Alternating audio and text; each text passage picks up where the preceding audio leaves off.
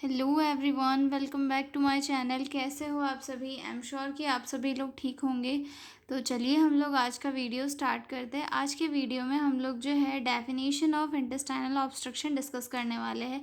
ये previous year में पूछा गया क्वेश्चन है, जिसमें ये पूछा गया था, master Anil 18 month old baby admitted in pediatric ward with the diagnosis of intestinal obstruction. फिर उसमें 3 क्वेश्चन पूछे गए थे। Define intestinal obstruction, then write the causes and pathophysiology of intestinal obstruction, और उसके बाद उसका मैनेजमेंट वगैरह पूछा गया था। ठीक है, तो हम जो है फर्स्ट वाला क्वेश्चन जो पूछा गया था डिफाइन इंटेस्टाइनल ऑब्स्ट्रक्शन वाला क्वेश्चन डिस्कस कर लेते हैं। ठीक है,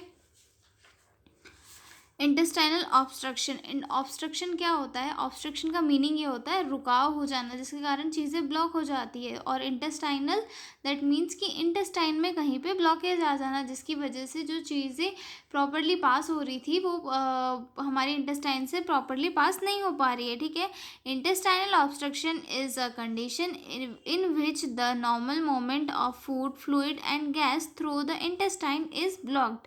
मतलब इंटेस्टाइनल ऑब्स्ट्रक्शन क्या है? एक ऐसी कंडीशन है जहाँ पर फूड, फ्लूइड या फिर जो गैस का एक नॉर्मल मोमेंट होता है वो ब्लॉक हो जाता है। मतलब जैसे हम लोग जब फूड को डाइजेस्ट करते हैं, या फिर जब हम फूड को स्वेलो करके हमारे स्टमक में जाता है फूड, फिर वहाँ से जो है वो इंटेस्टाइन्स में जाता है, तो वहाँ पर किसी ब्लॉकेज के कारण जो है फूड आगे नहीं जा पाता है, फूड बॉडी से आगे नहीं जा पाता, जिसके कारण हम उसे प्रॉपरली एक्सक्रीट आउट भी नहीं कर पाते हैं। ठीक है, तो इस कंडीशन को क्या कहते हैं? इंटेस्टाइनल ऑब्स्ट्रक्शन कहा जाता है। ठीक है, इट कैन बी पार्शियल और complete and may occur in a small and large intestine.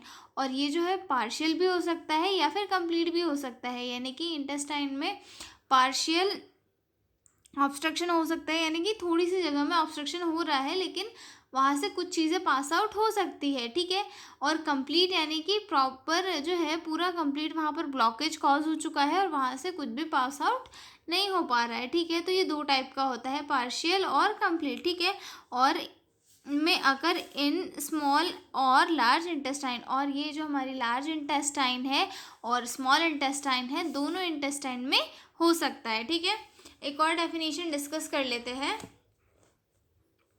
Intestinal obstruction is a serious intestinal condition in which the intestine are completely or partially blocked, preventing the contents of the intestines from passing through.